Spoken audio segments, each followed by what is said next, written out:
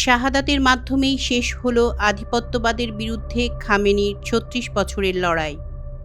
২৮ ফেব্রুয়ারি Israel ও মার্কিনী বিমান হামলা চালায় ইরানে। নিহত হন আয়াতুল্লাহ আলী খামেনি সহ শতাধিক সামরিক বেসামরিক ইরানি। ১ মার্চ দেশটির রাষ্ট্রীয় সংবাদ সংস্থা তাদের এই নেতার শাহাদাতের খবর প্রকাশ করে।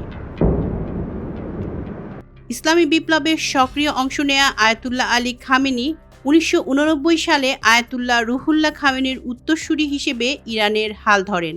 ইসলামী বিপ্লবের আদর্শিক ভিত্তিকে আরও মজবুত করতে খামেনি ইরানের সামরিক ও আধ্যাত্মিক কাঠামোকে শক্তিশালী করে এক অপরাজেয় প্রতিরোধ বলয় তৈরি করেছিলেন।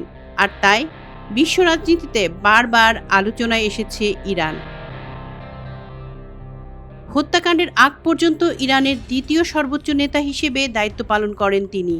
এর আগে ১৯৮১ থেকে ১৯৮৯ সাল পর্যন্ত আলী খামেনি সর্বোচ্চ নেতা হিসেবে তার ৩৬ বছর ৬ মাস ব্যাপী কার্যকাল তাকে মধ্যপ্রাচ্যের সবচেয়ে দীর্ঘমেয়াদী রাষ্ট্রপ্রধান হিসেবে পরিচিতি দেয়। ১৯৩৯ সালে উত্তর পূর্ব ইরানের পবিত্র শিয়া শহর মাশহাদে জন্মগ্রহণকারী খামেনি ছিলেন একজন প্রখ্যাত মুসলিম নেতা এবং প্রতিবেশী ইরাকের জাতিগত আজারবাইজানি বংশোদ্ভূত পুত্র। তার পিতার নাম সৈয়দ জাওয়াদ খামেনেয়ি এবং মাতার নাম খাদিজা মিরদামাদি। ১৯৮০ দশকে ইরাকের সঙ্গে রক্তক্ষয়ী যুদ্ধের পর তার শাসনামলে ইসলামী বিপ্লবী গার্ড বাহিনী IRGC একটি শক্তিশালী নিরাপত্তা ও অর্থনৈতিক প্রতিষ্ঠানে পরিণত হয়, যা পুরো মধ্যপ্রাচ্যে ইরানের প্রভাব বিস্তার করে। ইরানের গ্র্যান্ড স্ট্র্যাটেজি আ পলিটিক্যাল হিস্ট্রির লেখক ভ্যালি নসুর বলেন, আমেরিকা ইরানের প্রতি শত্রুভাবাপন্ন।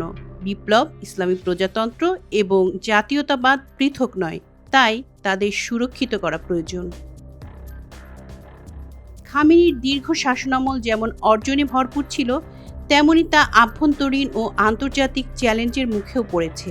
২০০৯ সালের বিতর্কিত নির্বাচন এবং ২০২২ সালে নারী অধিকার নিয়ে হওয়া বিক্ষোভ সহ বিভিন্ন সময়ে তাকে কঠিন বিক্ষোভের মুখোমুখি হতে হয়েছে।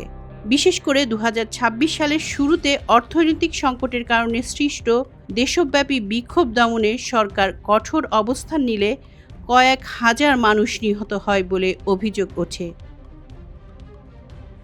বিগত কয়েকদিনে নানাভাবে ইরানের প্রতিরোধ ভাঙতে শুরু করে। ২০২৪ সালের ডিসেম্বরে বিদ্রোহী বাহিনী সিরিয়ার বাশার আল আসাদ সরকারের পতন ঘটায়। ইরান হিজবুল্লাহকে পুনরায় শক্তি যোগাতে যে করিডোর ব্যবহার করে আসছিল, এর ফলে তা অকার্যকর হয়ে পড়ে। এ অবস্থায় ইরানের মিত্ররা দুর্বল হয়ে পড়ায় ইসরায়েলি প্রধানমন্ত্রী নেতানিয়াহু এই মুহূর্তটি কাজে লাগান। ২০২৫ সালের ১৩ জুন ইসরায়েলি সেনাবাহিনী ইরানে আক্রমণ করে, হত্যা করে কয়েক ডজন সিনিয়র কমান্ডার এবং শীর্ষ পারমাণবিক বিজ্ঞানীকে। বেশ কয়েকটি পারমাণবিক স্থাপনা, বেসামরিক ও সামরিক অবকাঠামোগুলোতে হামলা চালায়। আর বছর না পেরোতে ২৮ ফেব্রুয়ারি ট্রাম্প ঘোষণা করেন যে আমেরিকা ইরানে একটি বড় যুদ্ধ অভিযান শুরু করেছে। তার ভাষণে আমেরিকার প্রেসিডেন্ট বলেন, আমেরিকার শাসন ব্যবস্থার পরিবর্তন চাইছে। শনিবার সকালের ভাষণ শেষে ট্রাম্প ইরানি জনগণের উদ্দেশ্যে বলেন, সম্ভবত প্রজন্মের পর প্রজন্ম ধরে এটাই তোমাদের একমাত্র সুযোগ। খামেনির মৃত্যুর সাথে ইসলামিক রিপাবলিক অব ইরানের অবসান হয়ে নতুন বন্দোবস্তের সূচনা হবে, নাকি ইরানের জনগণ আধিপত্যবাদকে আবারও রুখে দেবে, এটা এখন দেখার বিষয়।